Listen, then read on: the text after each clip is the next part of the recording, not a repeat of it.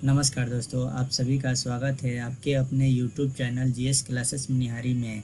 इस वीडियो में हम लोग टारगेट बुक ऑब्जेक्टिव क्वेश्चन 2026 के प्रश्न को हल करेंगे। इससे पहले वास्तविक संख्या 1 से लेकर 50 तक के वीडियो का लिंक डिस्क्रिप्शन में है। आइए प्रश्न संख्या 51 को हल करते हैं। प्रश्न संख्या 51 है, 5005 के कितने अभाज्य गुणनखंड है। आइए पहले इसका खंड कर लेते हैं। 5 से लग रहा है 5 एकम 5, 2 जीरो यहाँ उतार दीजिए। फिर 5 एकम 5 हो गया। फिर देखिए यहाँ अंतिम में 1 आ गया। 1 या तो 3 से कटेगा या तो 7 से कटेगा। तो 3 से नहीं कट रहा है, 7 से कट रहा है, 7 से दे देंगे इसमें भाग। अब देखिए 7 एकम 7, यहाँ से बच गया 3, 3 इसको दिया 30 हुआ, 7 7 चौके 28, यहाँ से बच गया 2, 2 इसको दिए 21 हुआ, 7 या 21। अब 11 से लग रहा है इसमें भाग। 11 एकम 11, यहाँ से बचा 3, 3 इसको दिया 33 हुआ, 11 या 33। फिर 13 से लग रहा है एक बार में, 13 एकम 13। अब देखिए पूछा है 5005 में कितने अभाज्य गुणनखंड है। तो कितना खंड आ गया इसका, 4 आ गया। 1 2 3 4, 4 इसका खंड आ गया। तो यहाँ 4 इसका सही उत्तर हो जाएगा। प्रश्न संख्या 52 है, कितने 2 अंकों की संख्या 3 से विभाज्य है। आइए इसको हल करते हैं। देखिए 2 अंकों की सबसे छोटी संख्या 10 होती है, उसके बाद 2 अंकों की सबसे बड़ी संख्या 99 होता है। अब देखिए इसके बीच में 3 से कटने वाली संख्या को पूछा है, तो एपी से हम लोग बना लेंगे, यानी समांतर श्रेणी से बना लेंगे इसको। तो यहाँ 10 है, 10 के बाद बोल रहा है 3 से कटने वाली संख्या है। तो 3 से कटने वाली संख्या 10 नहीं है, 3 से कटने वाली संख्या 10 नहीं है। तो 3 से कटने वाली संख्या कौन है। तो देखिए 11 भी 3 से नहीं कटता है, 10 के बाद 11 भी 3 से नहीं कटता है, तो 11 नहीं होगा। 12 3 से कटता है, 12 3 से कटता है। तो पहला संख्या क्या हो जाएगा, 3 से विभाजित 12 हो जाएगा। यहाँ 12 हो जाएगा, तो पहला संख्या 12 हो जाएगा। फिर कोमा। अब देखिए दूसरा संख्या खोजिए। तो 15 3 से कटता है, 14 नहीं कटता है, तो दूसरा संख्या 15 हो जाएगा।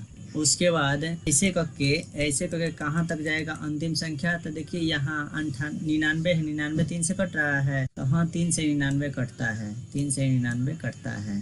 3 तिया 9, फिर 3 तिया 9, 33 बार में कटता है 99, 33 बार में 99 कटता है। तो यहाँ 99 हो जाएगा, अंतिम संख्या 99 हो जाएगा। उसके बाद देखिए यहाँ से एपी के विधि से निकालिए। ए यहाँ से 12 है, तो यहाँ ए बराबर 12 लिख देंगे। उसके बाद डी निकालने के लिए ये दूसरा पद में पहला पद को घटाया जाता है, यानी 15 में 12 को घटा लेंगे, बच गया आपका 3, यानी डी आ गया, इसका अंतर आ गया 3 का। उसके बाद अंतिम पद कितना है, तो 99 है, यानी ए एन 99 है, ए एन 99 है। अब देखिए ए एन बराबर होता है a plus n minus 1 into d. यहाँ पर ए एन आया है 99, तो ए एन के सामने 99 रख देंगे। ए आया है 12, तो ए 12 यहाँ रख देंगे, ए के सामने। प्लस है, प्लस लगा देंगे। उसके बाद एन नहीं है, एन यहाँ पर नहीं है, तो एन के एन ही रह जाएगा। एन माइनस 1 गुना डी है। अब डी आया है 3, यानी अंतर दोनों के बीच में आ गया है 3 का। अब इसको हल कर लीजिए, आ जाएगा आंसर यहाँ से 99। अब ये देखिए प्लस में इधर लाएंगे तो माइनस हो जाएगा 12, बराबर ये 3 को दोनों से गुना करेंगे, तो 3 को n से गुना करेंगे तो 3n हो जाएगा। और यहाँ प्लस और यहाँ माइनस है, प्लस माइनस माइनस हो जाएगा, -3 हो गया। अब देखिए 99 में ले 12 घटाइए, तो 9 में ले 2 गया 7, और यहाँ 9 में ले 1 गया 8, यानी 87 आ जाएगा। फिर यहाँ देखिए ये माइनस में है 3, इधर लाएंगे तो +3 हो जाएगा, बराबर हो जाएगा 3n। अब देखिए 87 और 3 90 हो जाएगा, यहाँ 90 हो गया, बराबर 3n। अब देखिए कट रहा है 30 या 90, 30 बार में कट गया, यानी n बराबर कितना आ गया, 30 आ गया। n बराबर 30 आ गया, यानी 30 जो संख्या है 3 से विभाज्य है, तो 30 यहाँ सही आंसर हो जाएगा इसका। प्रश्न संख्या 53 है, 2 संख्याओं का गुणनफल 8670 है और उसका मौसा 17 है, तो उसका लसा है। आइए इसको हल करते हैं। देखिए 2 संख्याओं का गुणनफल बराबर होता है एचसीएफ गुना एलसीएम। एचसीएफ को कहा जाता है यानी मौसा कहा जाता है, एचसीएफ को मौसा कहा जाता है, एलसीएम को लसा कहा जाता है, इसको लसा कहा जाता है। 2 संख्याओं का गुणनफल दिया है, यानी दिया है 2 संख्याओं का गुणनफल के जगह पर 86 70 बैठा देंगे, तो यहाँ पर 2 संख्याओं का गुणनफल के जगह पर 86 70 बैठा देंगे, बराबर एचसीएफ यानी मौसा दिया है 17, यहाँ 17 बैठा देंगे। उसके बाद लसा नहीं दिया है, यानी एलसीएम ही निकालना है। अब देखिए ये 17 गुना में बराबर किस पर करेंगे तो बट्टे में बदल जाएगा, यानी 86 70 बट्टे 17 हो जाएगा। अब देखिए ये 17 से कट रहा है, 17 पचे 50, 17 पचे 85, यहाँ से बचा एक, एक इसको देता 17 हुआ, 17 एकम 17, यहाँ जीरो बचा, जीरो यहाँ उतार देंगे तो 510 बार में कट गया। एलसीएम बराबर 510 बार में कट गया ये। यानी इसको ऐसे भी लिख सकते हैं, एलसीएम बराबर ये 510 है, यहाँ 510 लिख सकते हैं। 510 किस में है? डी में है, इसलिए इसका डी सही उत्तर हो जाएगा। प्रश्न संख्या 54 है, 6,8 है और 22 का लस और मस का अनुपात है। आइए इसको हल करते हैं। पहले देखिए इसका खंड कर लेते हैं तो आ जाएगा 3 दूना 6 आ जाएगा। इसका खंड 3 दूना 6 आ गया। फिर इसका खंड कर लेते हैं, 4 दूनी 8 आ जाएगा। फिर उसके बाद 2 दूनी 4 आ जाएगा। इसका खंड करते हैं तो 11 दूनी 22 आ जाएगा। फिर देखिए नहीं कट रहा है, 11 एकम 11 आ जाएगा। तो यहाँ 6 को लिख सकते हैं, 6 बराबर लिख सकते हैं 2 गुना 3। उसके बाद 8 को लिख सकते हैं 3 को 2 लिख सकते हैं, यानी 2। उसके बाद 22 को लिख सकते हैं 2 गुना 11। अब देखिए जो तीनों में रहता है वो मासा हो जाता है। तीनों में क्या है? 2 है तो एचसीएफ यानी 2 हो जाएगा। HCF 2 हो गया। उसके बाद है एलसीएम निकालने के लिए यहाँ तीनों में देखा जाता है पहले कॉमन क्या है, तो 2 तीनों में है तो 3 को 2 में 1 2 बाहर आएगा, तो 1 2 बाहर आ गया। उसके बाद है अब कॉमन नहीं बचा, कॉमन नहीं बचा यानी उभयनिष्ठ गुणनखंड नहीं बचा। तो उभयनिष्ठ नहीं बचा तो जो बचा है उसको लिख देंगे, यानी 3 बचा 3 लिख देंगे। उसके बाद 2 बचा 2 लिख देंगे। फिर 2 बचा 2 लिख देंगे। फिर उसके बाद 11 बचा 11 लिख देंगे। अब इस सब को गुना कर देंगे, 3 दूना 6 हो जाएगा, 6 दूनी 12 हो जाएगा, 12 दूनी 24 हो जाएगा। 24 और 11 का गुना कर लीजिए, 24 11 का गुना कर लीजिए, 24। अब फिर 24 एकम 24 हो जाएगा। 4 हो गया इधर, 4 2 6 हो जाएगा, इधर 2 264 आ गया। यानी टोटल संख्या यहाँ पर आ गया लसा 264 आ गया। देखिए 264 आ गया। तो यहाँ पूछा है लस और मसा का अनुपात। पहले लस आया है तो लस को ऊपर रखेंगे, यानी लसा 264 है, 264 यहाँ लिख देंगे।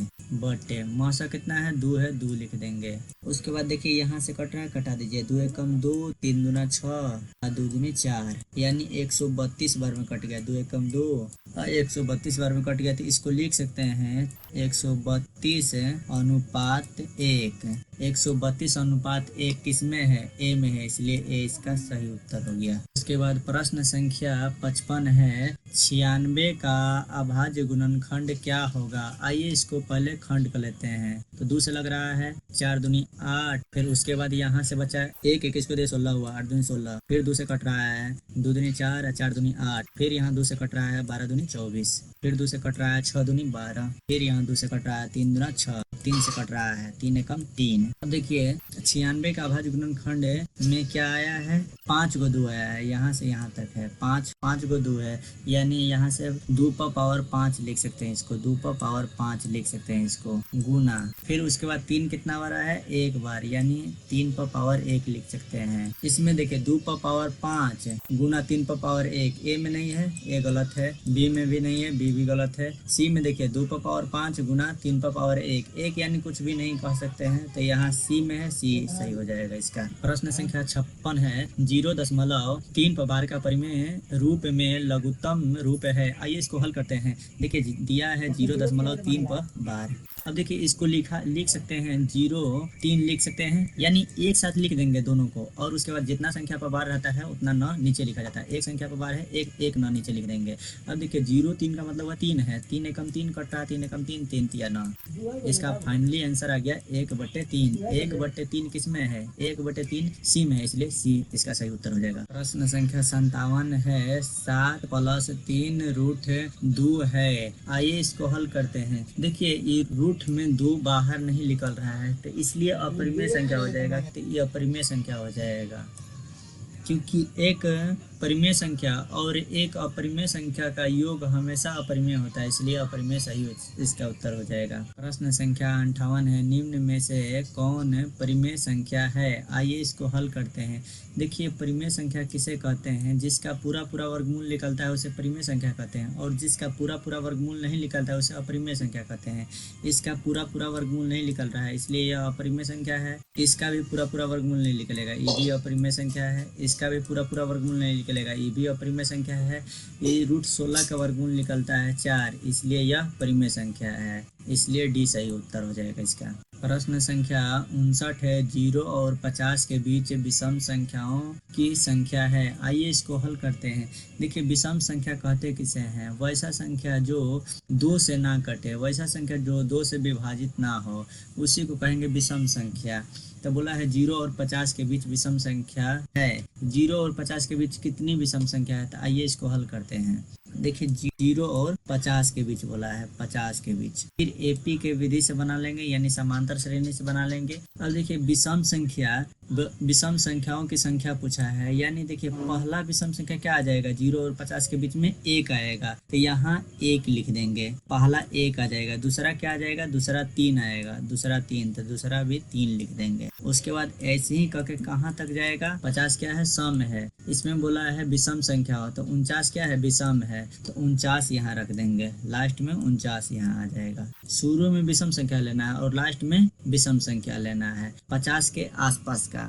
अब देखिए यहाँ ए कितना है? ए है 1, यानी ई एपी में है, एपी में है ये। देखिए ए हो गया 1। उसके बाद डी निकालने के लिए दूसरा पद में पहला पद को घटाया जाता है, यानी 3 में ले 1 को घटाएंगे। अब 3 में ले 1 घटाएंगे तो बच गया 2 बच गया। उसके बाद अंतिम पद कितना दिया है? 49 दिया है, यानी ए एन दिया है 49। अब देखिए इसमें संख्या पूछा है, यानी समांतर श्रेणी से बना लेंगे, यानी ए एन बराबर होता है a plus n minus 1 into d होता है। अब इसमें ए एन कितना है? 49 है, तो यहाँ 49 रख देंगे बराबर 49 रख दिए। ए कितना है? 1 है, 1 यहाँ रख देंगे प्लस है। उसके बाद एन नहीं है तो एन के एन रहने देंगे, एन माइनस 1। उसके बाद डी है 2 यहाँ रख देंगे डी के। अब यहाँ हो जाएगा 49 है, ई प्लस में 1 है, इधर लाएंगे तो माइनस 1 हो जाएगा बराबर। अब ई दोनों के अंदर वाला दोनों को गुना कर देंगे 2 से, तो 2 को n से गुना करेंगे तो 2n हो जाएगा, माइनस है माइनस हो जाएगा, 2 को 1 से गुना करेंगे 2 हो जाएगा। उसके बाद देखिए 49 में 1 घटाएंगे तो 48 बच जाएगा, 48 हो गया। ये देखिए माइनस में 2 है, इधर लाएंगे तो प्लस 2 हो जाएगा बराबर 2n हो गया। उसके बाद देखिए 48 में 2 जोड़ेंगे तो 50 हो जाएगा, तो यहाँ 50 लिख देंगे बराबर 2n। अब देखिए कट रहा है, 25 दूना 50 कट रहा है, n बराबर आ गया 25 आ गया, 25 दूना 50 कट रहा है, n बराबर 25 आ गया। अब देखिए इसमें विषम संख्या पूछा था, तो विषम संख्या कितना आ गया? 25, यानी 25 इसमें विषम संख्या है, तो 25 किस में है? बी में है, बी सही हो जाएगा। उसके बाद प्रश्न संख्या 60 है। 5, 15 और 20 के लसा और मसा का अनुपात है। आइए इसको हल करते हैं। पहले खंड कर लेते हैं। 5 का खंड आ जाएगा 5 एकम 5, 1 और 5 आ जाएगा, तो यहाँ 5 बराबर लिख सकते हैं 5 गुना 1 लिख सकते हैं, या 1 गुना 5 भी लिख सकते हैं इसको। उसके बाद 15 बराबर लिख सकते हैं 5 तिया 15, इसका 3 गुना 5 आ जाएगा, यहाँ से खंड कर लीजिएगा 5 तिया 15, 3 गुना 5 आ जाएगा, इसका 3 गुना 5 आ गया। उसके बाद 20 का खंड कर लीजिएगा तो 20 आ जाएगा, 2 से कट रहा है 10 दूना 20,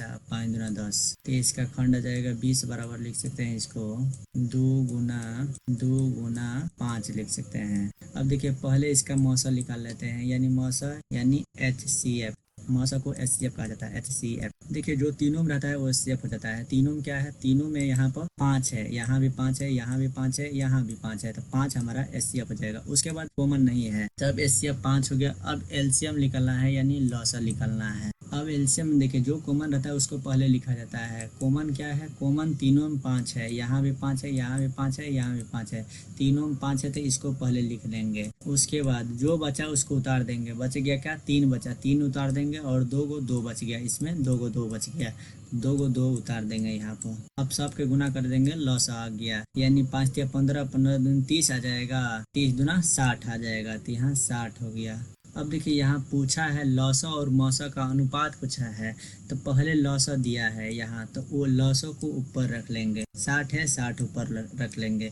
उसके बाद क्या बोला है? मौसा, मौसा का अनुपात यानी 5 नीचे रख लेंगे। अब देखिए कटाइए, कट रहा है 12 पंचे 60, 5 एकम 5 और 12 पंचे 60 हो गया, ये 5 एकम 5, तो इसका आ गया अनुपात में बोला था लिखने के लिए 12:1 आ गया। 12:1 किस में है? डी में है, इसलिए इसका डी सही उत्तर हो जाएगा। प्रश्न संख्या 61 है, निम्न में से कौन अपरिमेय संख्या नहीं है। अपरिमेय संख्या नहीं है यानी परिमेय संख्या खोजना है। जिसका पूरा पूरा वर्गमूल निकल जाता है उसे परिमेय संख्या कहते हैं, और जिसका पूरा पूरा वर्गमूल नहीं निकलता है उसे अपरिमेय संख्या कहते हैं। तो अपरिमेय संख्या नहीं है यानी परिमेय संख्या है। तो √10 क्या है, अपरिमेय संख्या है, तो ये हमारा ऑप्शन गलत हो जाएगा। उसके बाद 24 भी क्या है, अपरिमेय है। बोल रहा है परिमेय, अपरिमेय मतलब क्या होगा, परिमेय बोल रहा है। 24 का भी वर्गमूल नहीं निकलता है, 35 का भी नहीं निकलता है। उसके बाद 121 का वर्गमूल निकलता है 11 निकलता है, इसलिए यह परिमेय संख्या है। यहाँ पूछा है अपरिमेय संख्या नहीं है यानी परिमेय संख्या पूछा है, तो परिमेय संख्या हमारा 121 हो जाएगा, √121 हो जाएगा परिमेय। उसके बाद प्रश्न संख्या 62 है, दो संख्याओं a और 18 का लॉसा 36 तथा मौसा 2 है तो a का मान है। आइए इसको हल करते हैं।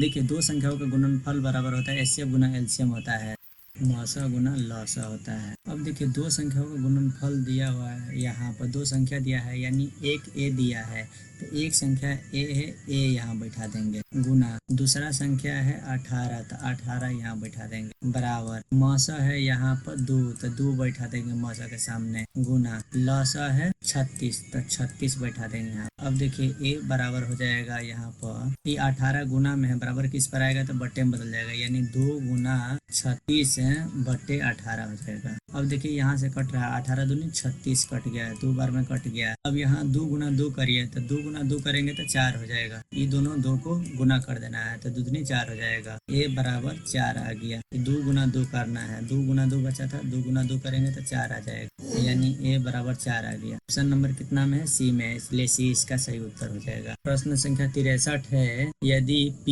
तथा q दो अभाज्य संख्या है तो इनका मौसा है। देखिए, अभाज्य संख्या उसे कहते हैं जो खुद के अलावा और किसी संख्या से ना कटे, तो या तो p 1 से कटेगा या तो खुद से कटेगा, यानी 1 गुना p आ जाएगा, इसका गुणनखंड इसका 1 गुना p आ जाएगा। उसके बाद q भी या तो खुद से कटेगा या तो 1 से कटेगा, तो 1 गुना q आ जाएगा इसका। अब देखिए, दोनों का मौसा पूछा है यानी एचसीएफ पूछा है, तो दोनों में कॉमन क्या है, 1 है, तो ये इसका 1 हो जाएगा एचसीएफ। इसको याद कर लीजिएगा, दो अभाज्य संख्या का मौसा 1 होता है, 1 किसमें है, डी में, इसलिए डी इसका सही उत्तर हो जाएगा। प्रश्न संख्या 64 है, सबसे छोटी अभाज्य और सबसे छोटी भाज्य संख्या का गुणनफल है। आइए इसको हल करते हैं। पहले समझ लेते हैं भाज्य संख्या किसे कहते हैं और अभाज्य संख्या किसे कहते हैं।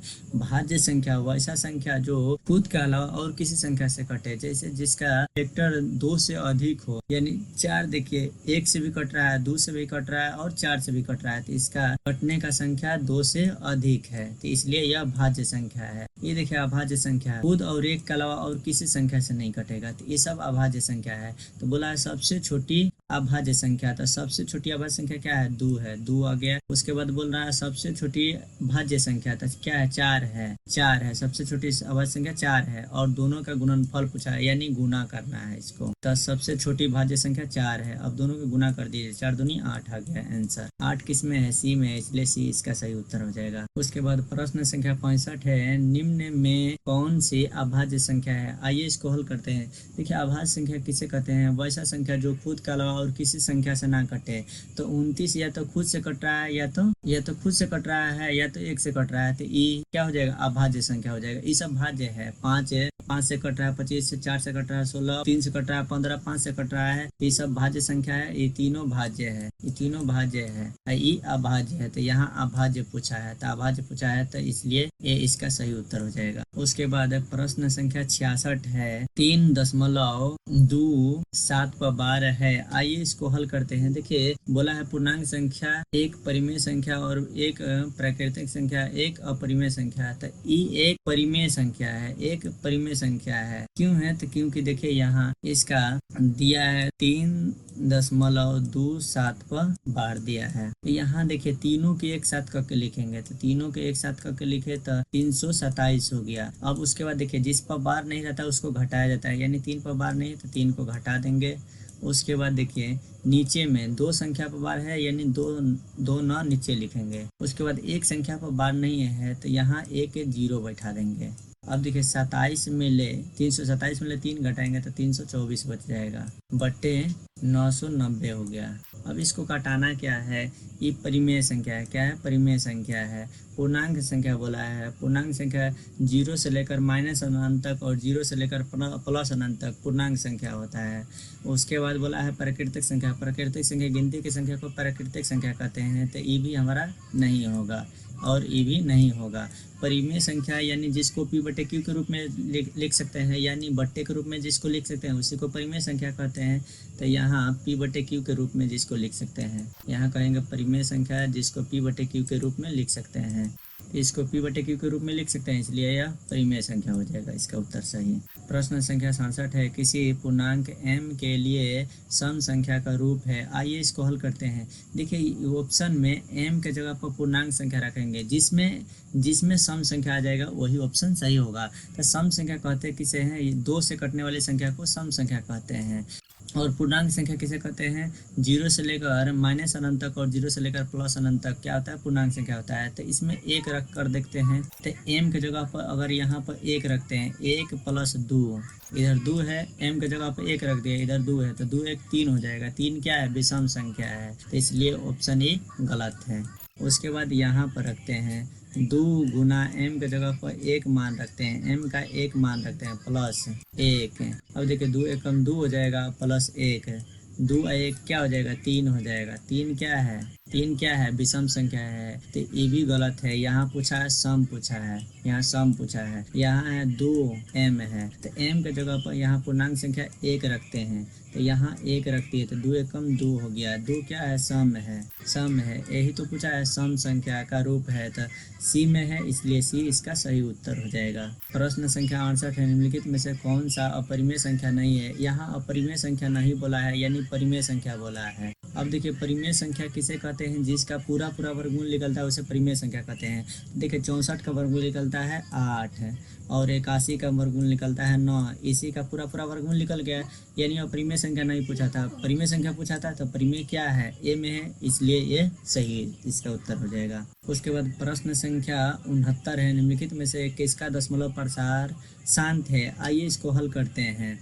देखिए बारी बारी से नीचे वाला के खंड करेंगे। अगर जिसका खंड में 2 और 5 आएगा तो शांत है, अन्यथा अशांत है। तो देखिए 8 का खंड कर लेते हैं। 8 का खंड करेंगे तो 4 दूनी 8 आ जाएगा और 2 दूनी 4 आ जाएगा। तो इसका खंड में क्या आ गया, सिर्फ 2 आया है, इसलिए यह शांत संख्या है।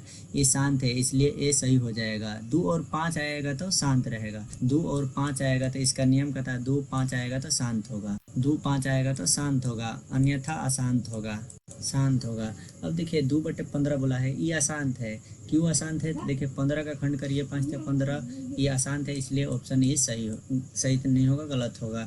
ये भी अशांत है, तो ये सब ऑप्शन गलत है, ये सही है। उसके बाद प्रश्न संख्या 70 है, 6 बटे 15 का दशमलव प्रसार है। आइए इसको हल करते हैं। देखिए इसमें भी हर का खंड करेंगे, तो हर का खंड करिए, यानी 15 का खंड करिए। 15 का खंड में क्या आता है, 2 और 3 और 5 आता है, 3 और 5 आ जाएगा। इसमें 3 से कट रहा है, 3 5 15 कट रहा है। तो देखिए 3 और 5 आ रहा है, जबकि 2 और 5 आएगा तो शांत होगा। नियम कहता है 2 और 5 हर में 2 और 5 आएगा तो शांत होगा, और 2 और 5 के अलावा और कोई संख्या आएगा तो अशांत होगा। तो यहाँ आ गया है 3 और 5 आ गया है, 3 और 5 आ गया है, हर के खंड में 3 और 5 आ गया है। 6 बट्टे इसको लिख सकते हैं, 6 बट्टे 3 और 5 आया है, 3 और 5 आया है, यहाँ पर 3 और 5 आया है। तो देखिए ये कट रहा है, 3 एकम 3 और 3 दूना 6 कट रहा है, 3 दूना 6 कट गया।